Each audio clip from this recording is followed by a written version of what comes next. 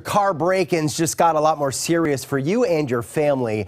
Thieves are targeting cars and then using what they find inside to break into your home. Burglars are targeting vehicles in parking lots and getting inside these cars, and once inside the car they go for your garage door opener, and from there they get into your glove box where they find your registration, and on that registration the address to your home.